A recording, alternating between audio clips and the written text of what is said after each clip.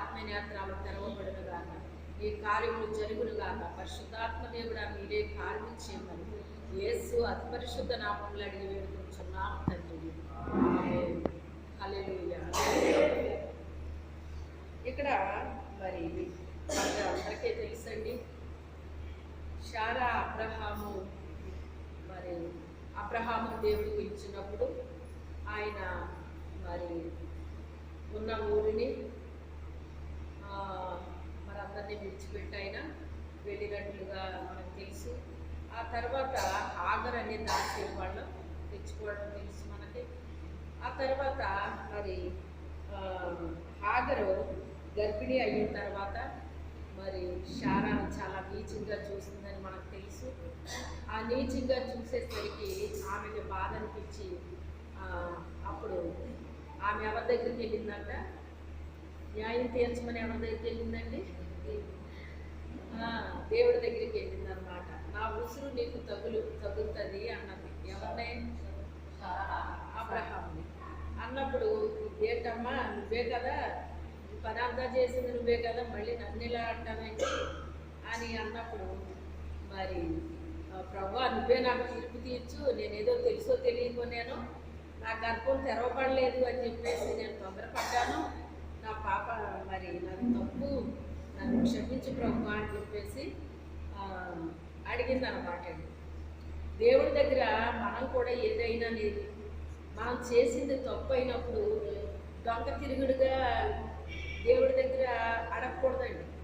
ప్రభు వాళ్ళకి తప్పు, ఏళ్ళు తప్పు, ఎవరిదో తప్పు, నా తప్పు ఏమీ లేదు అన్నట్టుగా అడగకూడదు దేవుడి దగ్గర. సరాసరి ఆమె తప్పు ఆమె ఏం చేసుకుంది, అసలు నేను అలా చేయడం నా తప్పు ప్రభు అని ఒప్పుకుందా లేదా? ఎంత సింపుల్గా ఆమె జవాబు పొందేసిందో చూడండి. మనము కొన్ని విషయాల్లో సులువుగా జవాబులు పొందమండి. కారణం ఏంటి అంటే మనం చేసే ప్రార్థనలు అలా ఉంటాయన్నమాట. మొదట ఎప్పుడు కూడా మీకు చాలాసార్లు చెప్తాను, అసలు వాళ్ళెవరో మీద పెట్టే కంటే తప్పు నాది ప్రభు అని చెప్పేసి మనం ఒప్పుకుంటాం మనకు చాలా మంచిది అని చెప్తూ ఉంటానండి. వాళ్ళెవరో చెప్తే నేను చేయడం ఏంటి?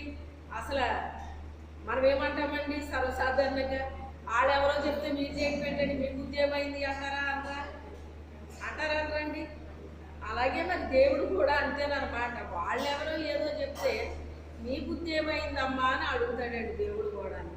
ఆ మాట అనిపించుకోకుండా ఆవిడే ఏం చేసింది, నాదే తప్పు ప్రభువా, నేను చేసిన దానికే ఇలా జరిగింది, నాది తప్పే, నేను ఒప్పుకుంటున్నాను, కానీ మరి నాకు న్యాయం తీర్చు అని అడిగింది అనమాట. తీర్చని అడిగేసరికి మరి ఆమె ఏం చేసిందంట, సరేనమ్మా నీ చేతిలో ఉంది కదా ఆవిడ, నీ ఇష్టం వచ్చినట్టు చెయ్యి అన్నాడు అబ్రహాం గారు. చెయ్యి అనేటప్పటికి ఇంకా మరి అప్పటి వరకుని ఆవిడ ఇంతకాలమైంది కానీ నీకు గర్భవతి అవ్వలేకపోయావు, నేను వెంటనే గర్భవతిని అయ్యాను అంటే మరి నువ్వు గొడ్రాలివి అది ఇది అని చెప్పేసి చాలా నీచంగా చూసిందంటేనే మనకు అర్థమవ్వాలి. అవునా కదా? నువ్వు ఒక పని మనిషిని పెట్టుకున్నావు అంటే పని మనిషి యజమానురాలైన నిన్ను నీచంగా చూస్తే నీకు ఆనందం కనిపిస్తుందా? ఎవరికి అనిపించదు, ఎవరికి అనిపించదండి. అయితే ఇక్కడ ఆమె ఆ రీతిగా చేసినప్పుడు ఆమెని గతములాగా లేదన్నమాట. ఇప్పుడు మొదటిసారి ఆమె చాలా బాగా చూసింది. ఎప్పుడైతే ఈమెను నీచంగా చూడడం ప్రారంభించిందో ఆమె ఏం చేసింది, ఇంకా పంపించలేదు. ఆమె చూసే చూపుకి ఆమె ఏం చేసింది, ఇంకా మొదటిసారిగా ఆమె గర్భం దాల్చింది కదా అని చాలా సంతోషపడిపోయింది అన్నమాట అండి. పోనీలే నాకు పుట్టకపోయినా ఆమెకైనా పుడితే చాలు అని ఆవిడ తృప్తి పడిపోయింది అనమాట. తృప్తి పడిపోయి ఆవిడ మంచం తెక్కకుండా అన్నీ అందించేసిందండి. ఎందుకని ఒక యజమానురాలు పని మనిషికి అందిస్తుందా? అన్నీ అందించదు, కానీ అందించింది. అందిస్తే అది ఆమెకి ఎలాగ అనిపించింది, చులకనగా అనిపించింది అన్నమాట అండి.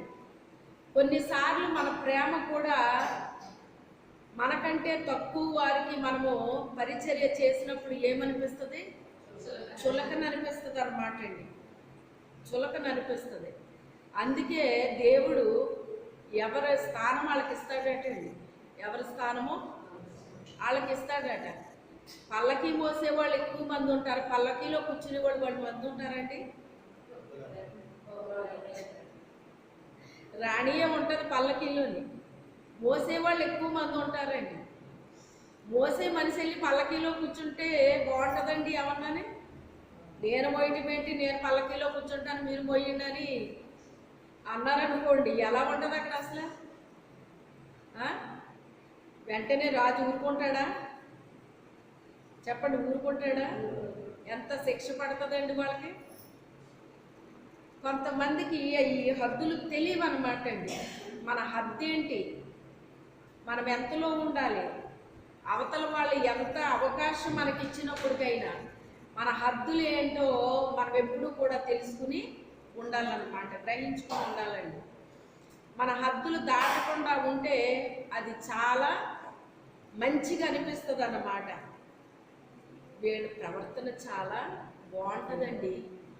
మనం ఎంత ఫ్రీడమ్ ఇచ్చినా కూడా వాళ్ళ హద్దులు వాళ్ళు దాటరండి అని ఒక మంచి సాక్ష్యం వస్తుంది మనకి. ఏమొస్తుంది?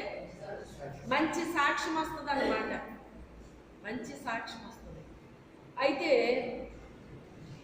ఈమెకి ఎప్పుడైతే పరిచర్య చేసిందో ఆ పరిచర్య చేయడాన్ని బట్టి ఈమె ఏం చేసిందంట?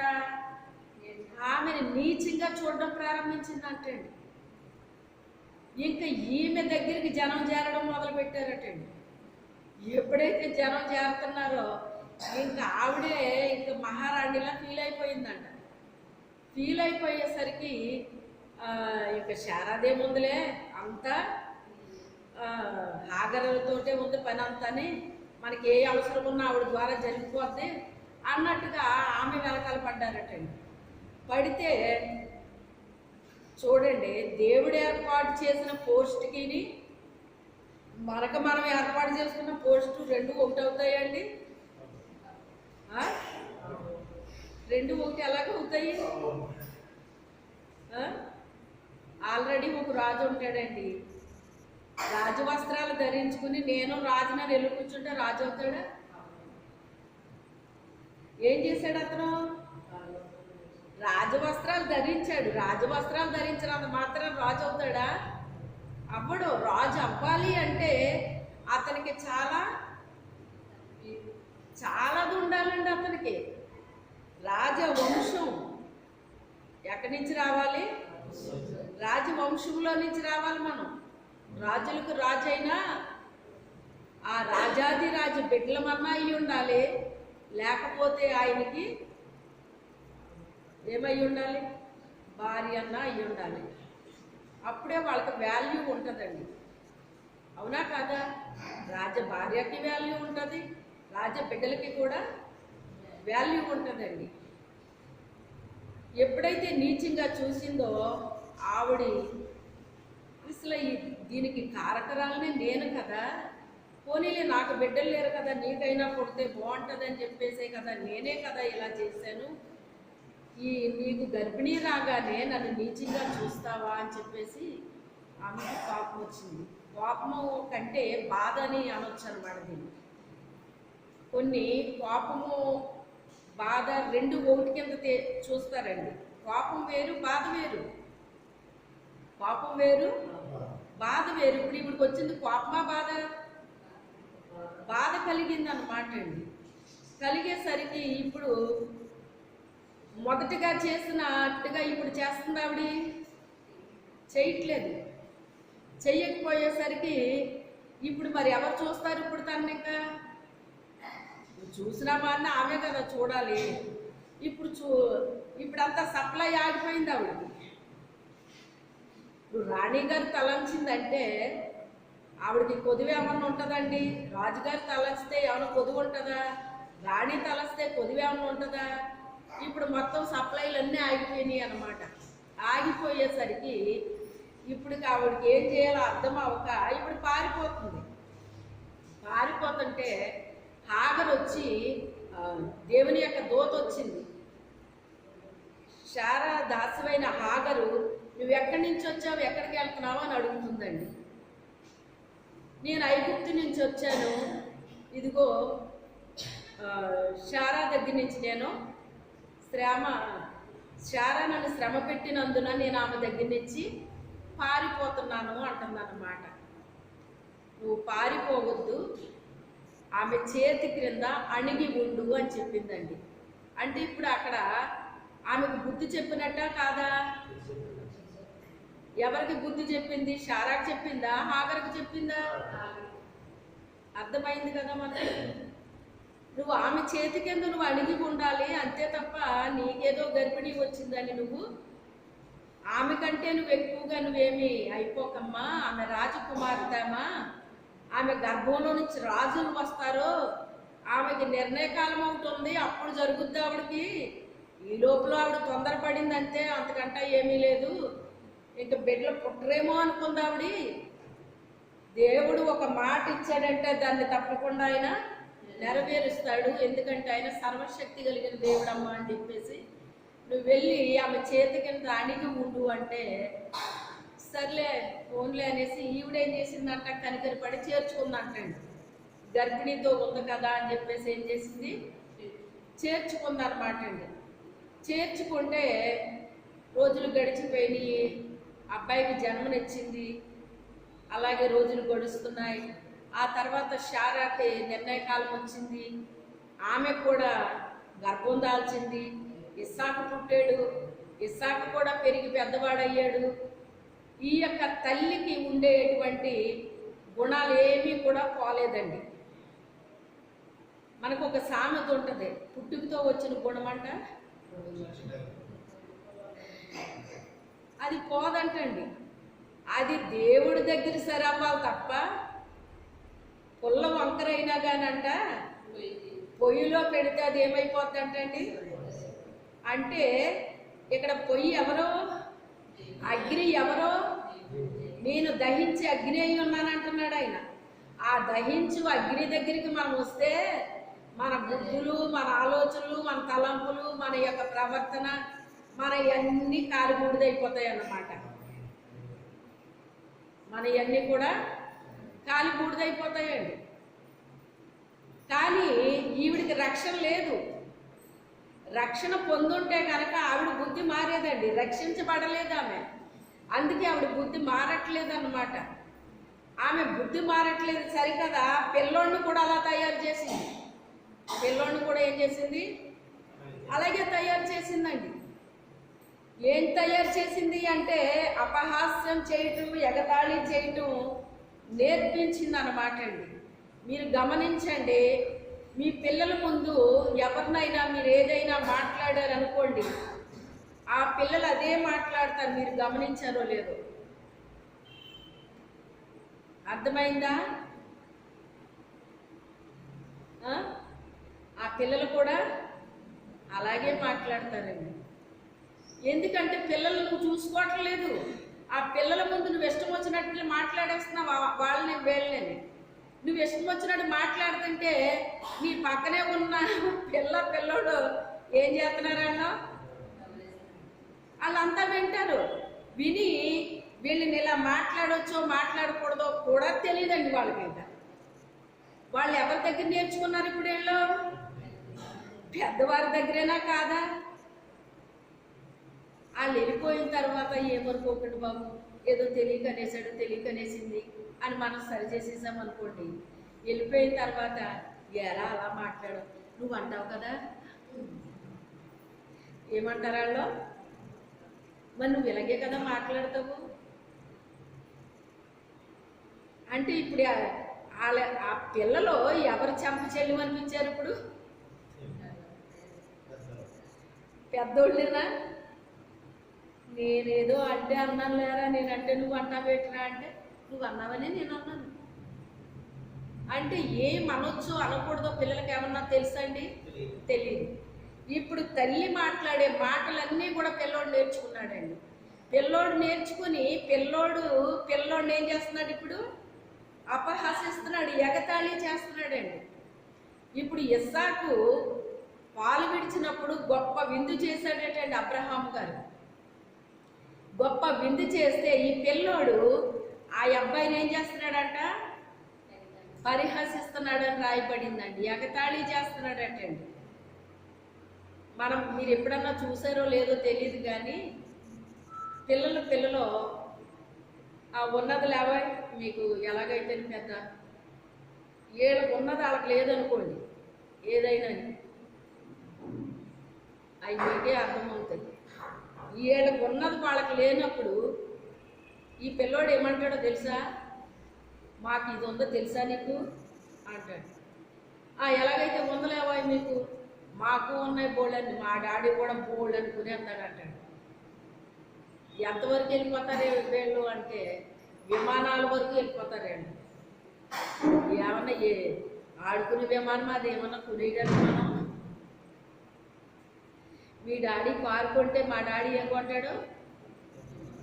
విమానం కొంటాడు అంటాడు. అంటే పిల్లలు తగ్గించుకుంటారండి ఎక్కడన్నానే. ఏంటి వీళ్ళ ఉద్దేశం?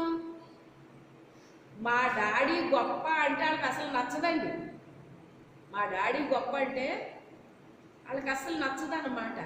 ఇక్కడ ఇస్సాకుని అందరూ ప్రేమగా చూస్తుంటే ఎవరికి నచ్చట్లేదు? ఇప్పుడు తల్లికి కొడుక్కి నచ్చట్లేదు అది. ఎందుకంటే ఇస్మాయిల్కి అలాంటిది ఏది జరగలేదండి. ఇస్మాయిల్కి జరగలేదు అంటే ఇస్సాకు వాగ్దాన పుత్రుడండి. ఆయన ఎవరో వాగ్దాన పుత్రుడు. తను వాళ్ళు ఎన్నో శ్రమలు అనుభవించి వచ్చిన వాళ్ళు, సమస్తాన్ని విడిచిపెట్టి రమ్మంటే వచ్చినోళ్ళు, ఎన్నో శ్రమలు అనుభవించినోళ్ళు, చాలా కష్టాలు అనుభవించినోళ్ళు, దేవుని యొక్క వాగ్దానాన్ని పొందుకుని వచ్చిన వాళ్ళు. అయితే మరి ఇప్పుడు హాగర్కి కానీ హాగర్ కొడుక్కి కానీ ఏమైనా వాగ్దానాలు ఉన్నాయండి? ఇక్కడ ఉన్నాయండి. మరి అబ్రహాం గారి దగ్గర ఉన్నారా లేదా? వీళ్ళు ఉన్నారు కానీ ఏమి లేవు, వాగ్దానాలు లేవు. ఎప్పుడైతే పరిహసించాడో శారాకి నచ్చలేదటండి. అప్పటి వరకు కూడా చాలాసార్లు పని జరిగింది. ఒకేసారి బాధ కోపం రావండి మనిషికి, అవునా కదా? ఒకసారి చూస్తారు, 2 సార్లు చూస్తారు, 3 సార్లు అలా చూసి చూడనట్టు కొన్నిసార్లు వదిలేస్తూ ఉంటారండి. ఆ తర్వాత ఇంకా ఏమైపోద్ది? కోపము బాధ హద్దులు దాటుతుంది అన్నమాట అండి. ఎప్పటి నుంచో నేను చూస్తున్నాను వీడు ఇలా చేయటం అనేటువంటిది. కానీ అదే పోయిందిలే, ఆడే మారతాడో ఆమె మారుతుంది అని నేను అలాగేం చేశాను, సహించాను. కానీ నా కొడుకును బట్టి ఇలా ఎగతాళి చేయడానికి అసలు వీడికి ఎంత అని చెప్పి వీళ్ళ పోషణ అంతా చేసేది మేమే కదా. అలాంటిది మమ్మల్ని ఎగతాళి చేస్తారా తల్లి కొడుకుని అన్నట్టుగా ఏం చేశారు? ఆవిడ అబ్రహాం గారితో చెప్తే ఆయన ఏం చేశాడంటే ఇక ఇద్దరు కలిసి ఉండడానికి వీల్లేదు. ఇక ఆమె కొడుకుని పంపించేయమన్నమాట. పంపించేయమంటే ఆయన ఏం చేశాడంటే ఒక నీళ్ల తిత్తినిచ్చాడటండి. నీళ్ల తిత్తి అంటే చిన్ని కాదండి, ఒక 15 బిందులు 20 బిందులు పడతాయటండి. అవి మనకి ఉండవు, కానీ అక్కడ నీళ్లు దొరకవు కనుక ఎడారి ప్రాంతాల్లో ప్రయాణం చేసిన వారు ఆ బ్యాగులు, వాటర్ బ్యాగులు తీసుకుని వెళ్తారటండి. మనం ఎంత పట్టుకెళ్తాం? ఇప్పుడు వాటర్ బాటిల్ పట్టుకెళ్తామండి. లీటర్ బాటిల్ పట్టుకెళ్ళేవారు. లీటర్ బాటిల్ నుంచి ఇప్పుడు ఎక్కడికి వచ్చేసింది? ½ లీటర్ బాటిల్కి వచ్చిందండి. ఎంత వచ్చింది? లీటర్ బాటిల్ పట్టుకుని తిరగలేకపోతున్నారు ఇప్పుడు. అందుకని ఏ బాటిల్ కొనుక్కుంటున్నారు? ½ లీటర్ కొంటున్నారండి మొయ్యలేక. ఇంత ఉంటాయన్నమాట అండి ఆ బ్యాగులు. 15-20 బిందులు పట్టే బ్యాగులు ఉంటాయన్నమాట అండి. ఆ బ్యాగ్ ఇచ్చి పంపించేశాడు ఆయన. పంపించేస్తే ఆ వాటర్ తాగి తాగి తాగి ఏమైపోయింది, అయిపోయింది వాళ్ళ దగ్గర. ఎప్పుడైతే అయిపోయినాయో ఈ పిల్లోడికి దాహం వేస్తుంది. మరి అది ఎడారి ప్రాంతం కదా, దాహం వేస్తుంది వీడికి. దాహం వేస్తుంటే అమ్మ నాకు దాహం వేస్తుంది, నాకు మంచినీళ్ళు మంచినీళ్ళు మంచినీళ్ళు అని చెప్పేసి వాడు ఏడుస్తున్నాడు అటండి.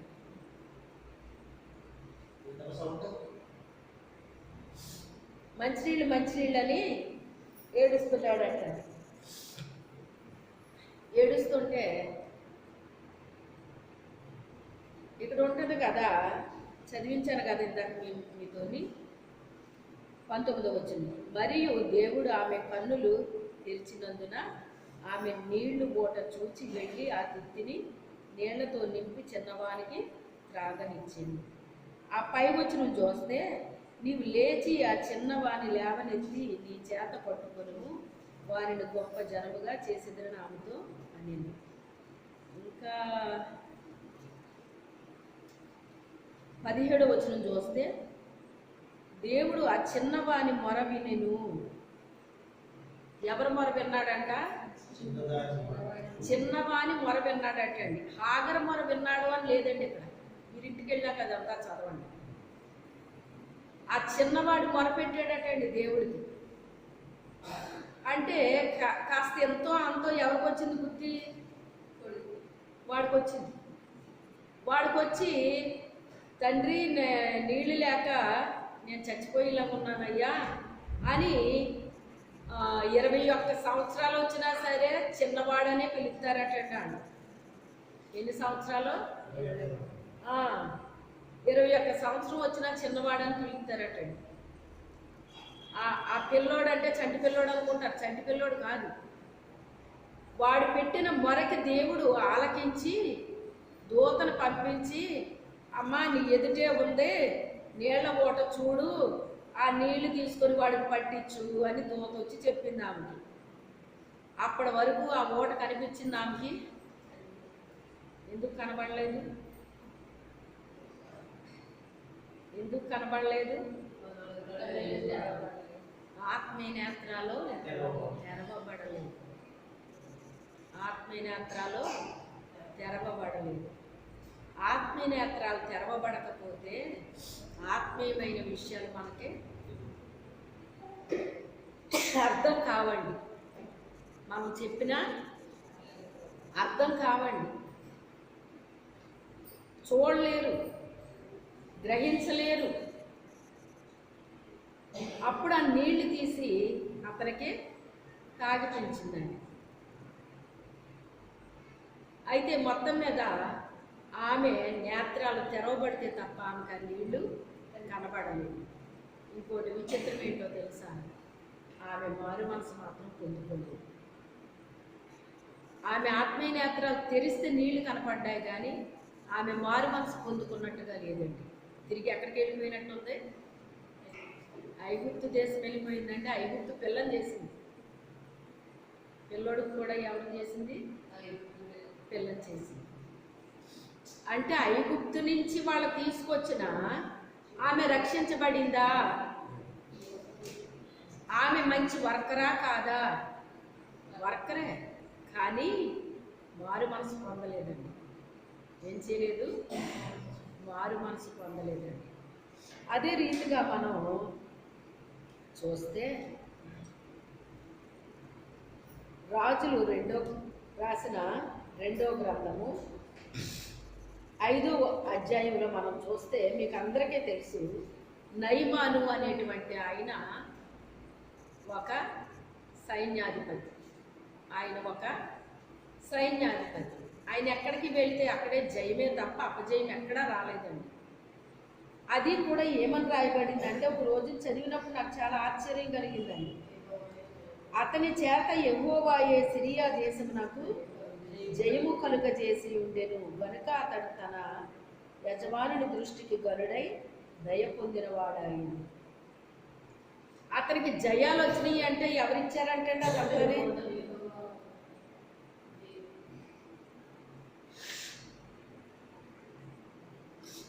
అన్యుడికి కూడా దేవుడు జయమిస్తాడా? అన్యుడికి కూడా దేవుడు జయమిస్తాడా? ఇప్పుడు దీన్ని బట్టి మనం ఏమనుకోవచ్చు? ఇస్తాడని అనుకోవచ్చు. జయమిచ్చాడు, తర్వాత రక్షణ పొందాడు. అతను వెంటనే పొందాడా? వెంటనే పొందలేదు. అంటే అతనుకున్న వ్యాధి వలన అతను ఏమన్నా యుద్ధాలు చేయకుండా అయిపోయాడా? యుద్ధాలు చేశాడు, జయం వచ్చింది, కానీ వ్యాధి పోలేదు. ఏం వ్యాధి అది? కుష్టు వ్యాధి అండి. ఏం వ్యాధి? కుష్టు వ్యాధి అండి. ఇప్పుడు కుష్టు వ్యాధికి మందులు వచ్చేసినాయి, కానీ అప్పట్లో కుష్టు వ్యాధికి మందు లేదండి. ఎవరికైనా కుష్టు వ్యాధి వస్తే నేను అపవిత్రుణ్ణి అపవిత్రుణ్ణి అని ఆడు కేకలేసుకుంటా ఊరవతలకి వెళ్ళిపోవాలన్నమాట అండి. గవిని వెలుపలికి వెళ్ళిపోవాలి. అప్పుడు ఎవరన్నా పట్టుకెళ్ళి కాస్త భోజనం పెడతారన్నమాట. అంతేగాని అతను ఊళ్ళోకి వచ్చి తిరగకూడదు. ఊళ్ళోకి వచ్చి తిరగకూడదండి. ఎందుకంటే అది అంటువ్యాధి. అది ఏంటది? అంటువ్యాధి అండి. అయితే కానీ ఇతను మరి ప్రజల మధ్యకి వెళ్తున్నాడా లేదా? ఇతనికి ఈ వ్యాధి ఉందని ఎవరికైనా తెలుసా? ఫుల్ కవరింగ్తో వెళ్తున్నాడండి. ఎక్కడ అతనికి ఏమీ కూడా ప్రజలకి కనబడకుండా మొత్తం అంతా కవర్ చేసేసుకుంటున్నాడు. శరీరం అంతా కవర్ చేసుకుని వెళ్తున్నాడు. అతనికి కుష్టు వ్యాధి ఉందన్న విషయం ఎవరికీ కూడా తెలియదు. అయితే ఒక దేశం మీదకి ఒక దేశము మరి దండెత్తుకుని యుద్ధాలకు వెళ్ళినప్పుడు అక్కడి నుంచి కొంతమందిని తీసుకొచ్చేవారండి. చెర పట్టుకుని తీసుకొచ్చేవారు. అలాగే ఒక అమ్మాయిని తీసుకొచ్చారండి. ఆ అమ్మాయిని వెళ్ళింట్లో పని మనిషిగా పెట్టుకున్నారు. ఆ అమ్మాయి మారు మనసు పొందుకున్న అమ్మాయి. మారు మనసు పొందుకున్న వ్యక్తికి అమ్మాయి అయినా పెద్దోళ్ళైనా పిల్లలైనా వాళ్ళకే వీళ్ళకే ఉన్న వ్యత్యాసం చెప్తున్నాను.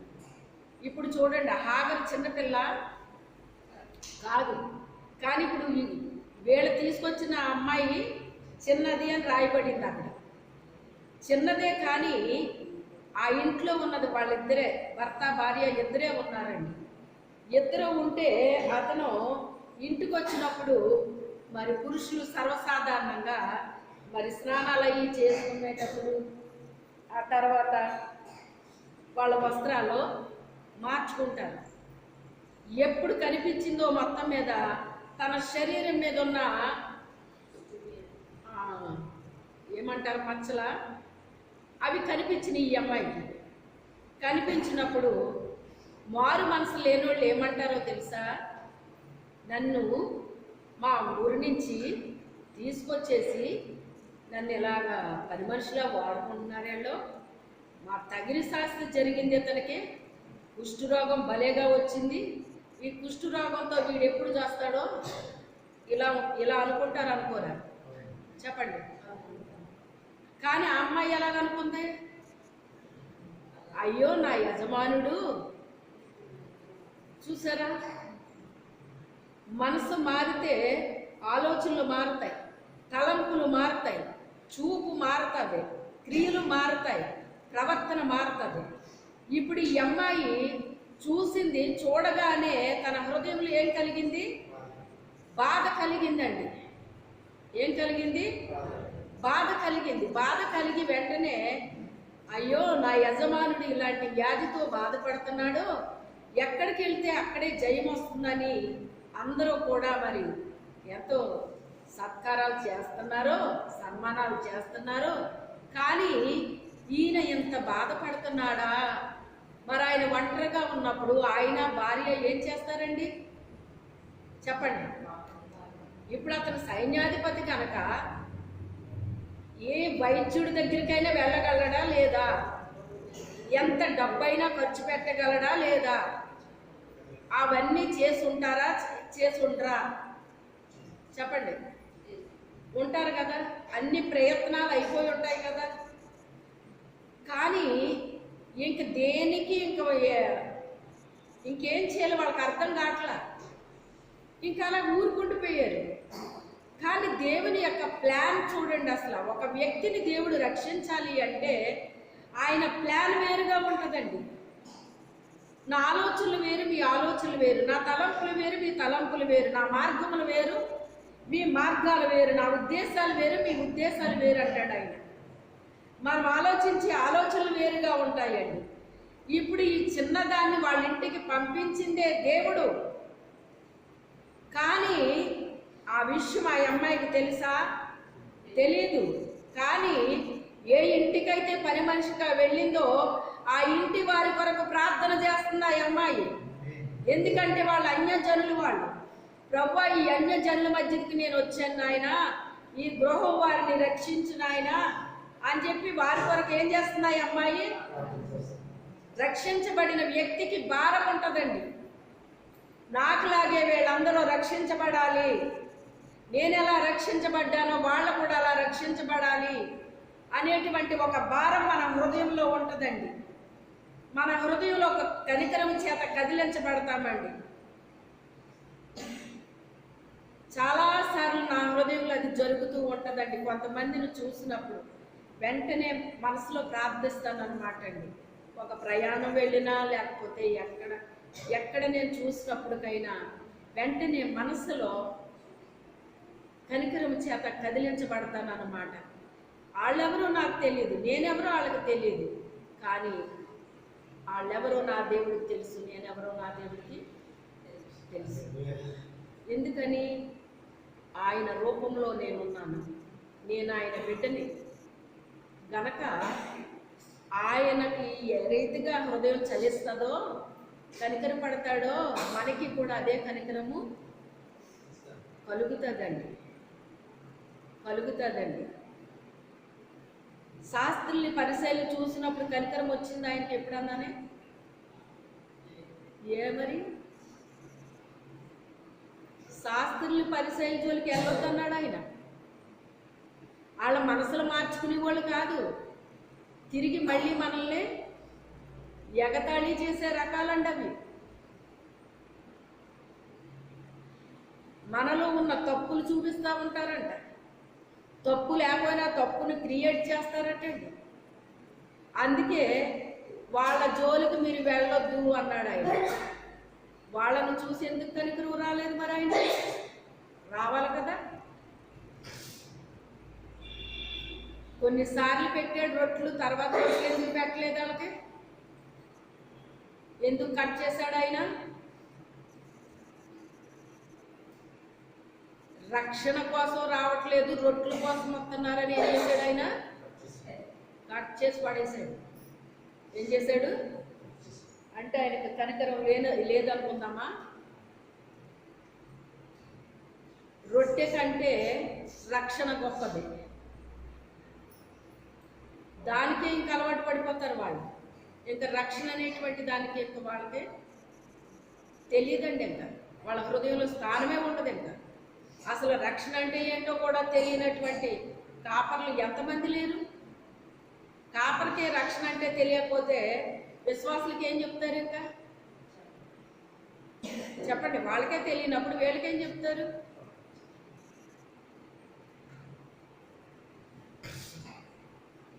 ఆమె రక్షించబడిన వ్యక్తి గనక ఆమెను బానిసగా తీసుకెళ్ళిన, పనిపిల్లల వాడుకున్న తన మనస్సు ఏమైపోయింది?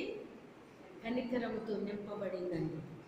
నింపబడి అమ్మగారు మా నయ్యగారికి ఇలాగ ఉంది కదా, ఏమే పొరపాటును కూడా నువ్వు ఎవరికే చెప్పకే. ఏమంటుంది ఆవిడ? పొరపాటును కూడా నువ్వు ఎవరికే చెప్పకు, నిన్నేదైనా చేసేసే అవకాశం ఉంటుంది. ఎవరికీ తెలియదు ఆయనకి ఈ వ్యాధి ఉన్నట్టు, నువ్వెవరికి లీక్ చేయకుమా అని చెప్పి ఉండొచ్చు బహుశా. అలా కాదమ్మగారు, మా దేశంలో ఒక ప్రవక్త ఉన్నాడండి, ఆ ప్రవక్త ప్రార్థన చేస్తే ఎలాంటి వ్యాధి అయినా పోతుందమ్మగారు అని చెప్పింది. అప్పుడు ఆవిడకి ఏమనిపిస్తుంది? ఎక్కడో ఒక ఆశ, ఎందుకంటే భర్తకి స్వస్థత వస్తుందంటే ఏ భార్యకి ఆశ కలగదండి? అవునా, నిజమా అంటే నిజమమ్మ గారు అని ఆమె అనేకమైన సాక్ష్యాలు చెప్పింది. ఆవిడ ఏం చేసింది? ఎన్నో జరిగిన విషయాలు చెప్పింది అన్నమాట అండి. వినుట వల్ల ఏమొస్తుంది? విశ్వాసం వస్తుంది. ఇప్పుడు ఈమె వినే కొలది ఈవిడికి ఏమొచ్చింది? ఇప్పుడు విశ్వాసం వచ్చింది. ఈ విశ్వాసం వచ్చి నెమ్మదిగా ఎవరి దగ్గర చెప్పింది? ఇప్పుడు భర్త దగ్గర చెప్పింది. భర్త విన్నాడు. విని ఆ ఊరుకోవమ్మ మంత్రాలకు చెంతకాయలు రావుతాయండి, అలాగే ఎక్కడ వినలేదు కదా మనం. ఎంతమంది వైద్యుల దగ్గరికి వెళ్ళాను నేను, తగ్గిందేంటి?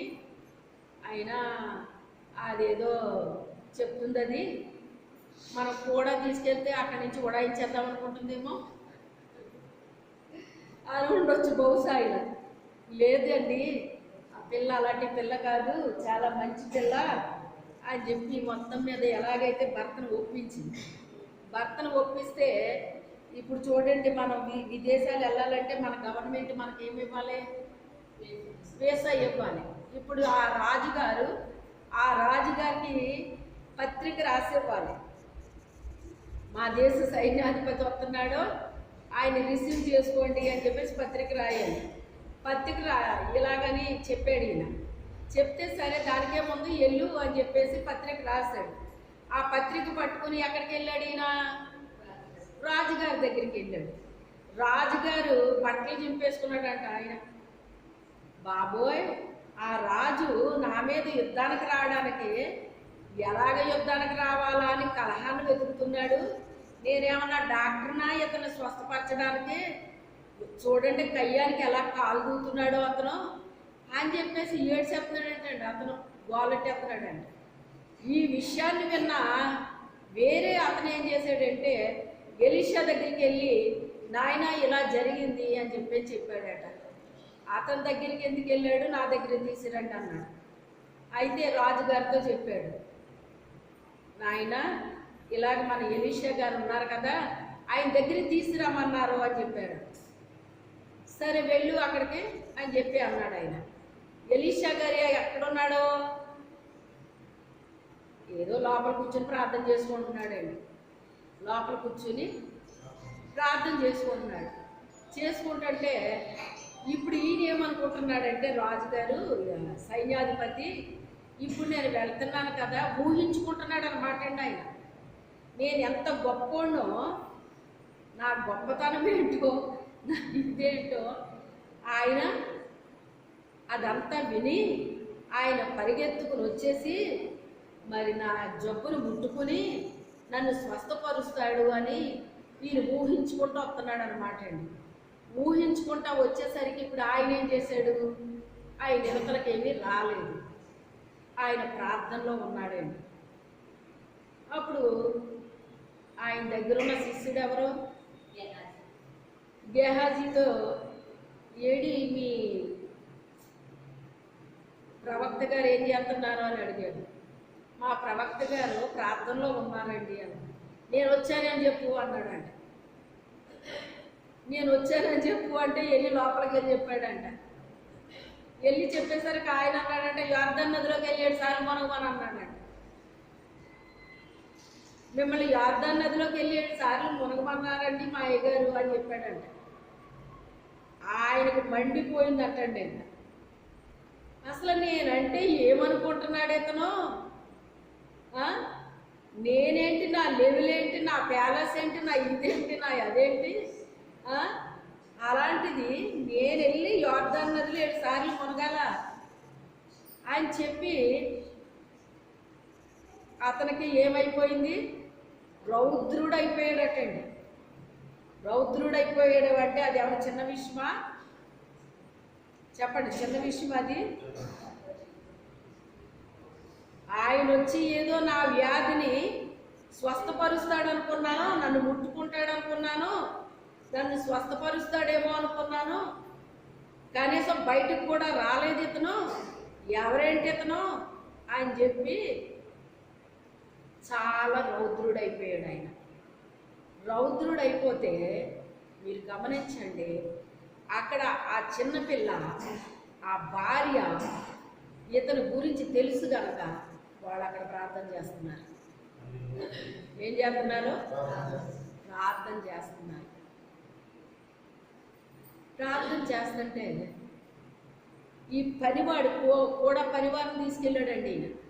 ఈ పనివాడు అన్నాడంట, అయ్యగారు నడంరా మన దేశం పోదాం, మన దేశంలో ఎంతకంటే గొప్ప నదులు మనకు లేవా? ఆ నదిలో మునిగితే స్వస్థత రాదా? ఈ చిన్ని నదిలో మునిగితే స్వస్థత వస్తుందా?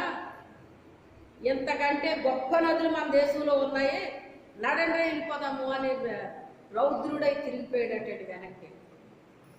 అప్పుడు దేవుడు ఎవరిని వాడుకుంటున్నాడంటే ఆ పనివాడిని వాడుకుంటున్నాడండి.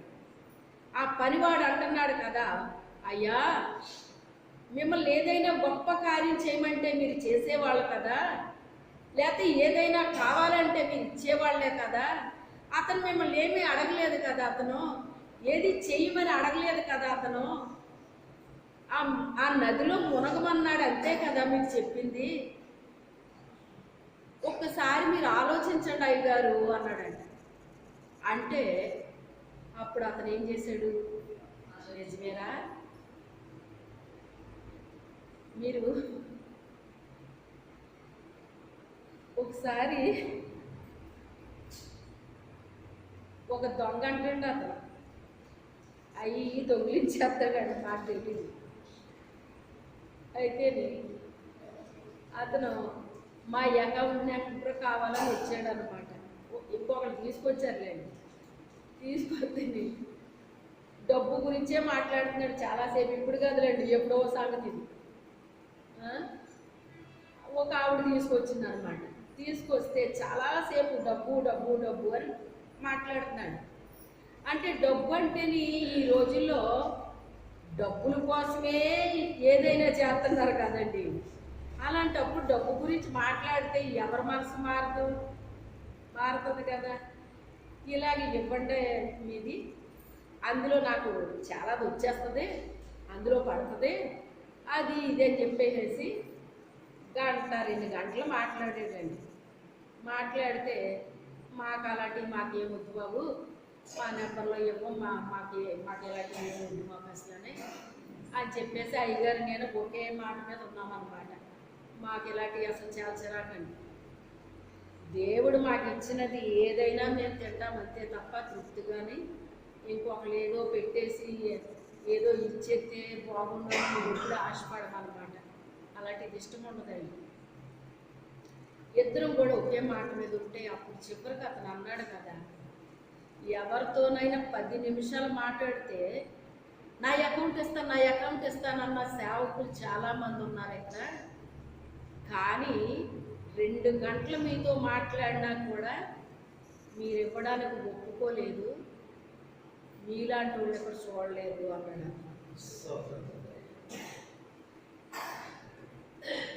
అంటే డబ్బు అంటే ఆకర్షించబడిన వాళ్ళు ఎవరున్నారండి?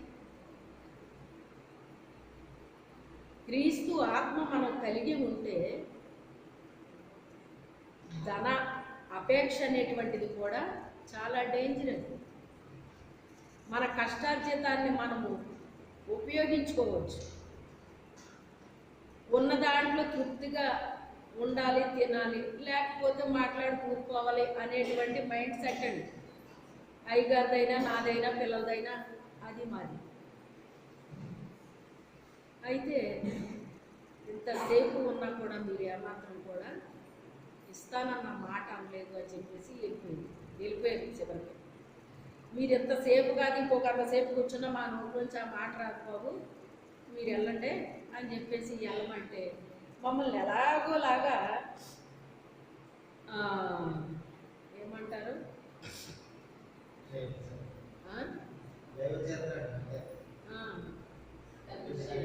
చేయడానికి ప్రయత్నం చేశాడనమాట. చేశాడు కానీ నేను ఒప్పుకోలేదండి, మాకు అసలు ఇష్టం ఉండదండి అలాంటివి. ఆ తర్వాత అంతే కొన్ని రోజులకే పట్టేసుకున్నారండి అతను, కొన్ని రోజులకే. అక్కడ ఎక్కడికో వెళ్ళి ఏయో తెచ్చి ఏయో చేసి ఇలాగ ఒకటి కాదంటండి అతను వాళ్ళకి భర్త భార్య ఇదంతా ఒక పెద్ద గ్యాంగ్ అంటండి అదంతా. అంటే సాతాను ఏం చేద్దాం అనుకున్నాడు మమ్మల్ని? దురాశ ఉంటే ఏమవుదు? దురాశ దుఃఖానికి చేయటండి.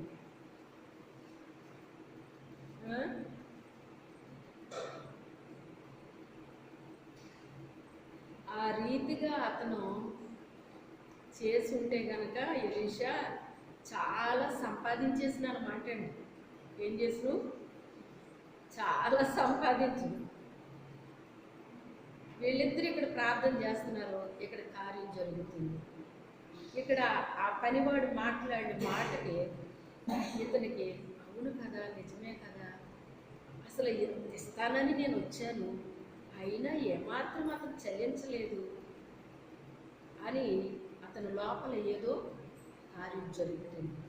పరిశుద్ధాత్మ దేవుడు మనం చేసే ప్రార్థనకి అవతల వాళ్ళ యొక్క హృదయాన్ని ఏం చేస్తాడండి? ఆయన కదిలిస్తూ ఉంటాడండి, కదిలిస్తూ ఉంటాడు.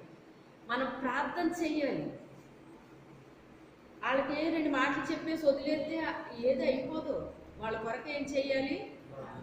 ప్రార్థన చెయ్యాలి, ప్రార్థన చెయ్యాలి. ఆ తర్వాత ఏమనుకున్నాడో మొత్తం మీద నది దగ్గరికి వెళ్ళాడు. వెళితే వాళ్ళ ఊర్లో ఉన్నంత పెద్ద నది కాదు అది, వాళ్ళ ఊర్లో ఉన్నంత నది కాదు. ఇప్పుడు రాజమండ్రిలో గోదావరి ఉందండి, గోదావరి ఉంది. మనకేమో ఏయో చిన్న చిన్నవి ఉంటాయండి ఇక్కడ. మరి బాప్తీసాలు తీసుకుంటున్నారా లేదా? ఇది వరకు కాలువల్లోని చెరువుల్లోని ఇచ్చేవారు అన్నమాట అండి. మేము బాప్తీసం తీసుకున్న కాలువ పెద్ద కాలువ అన్నమాట అండి అది.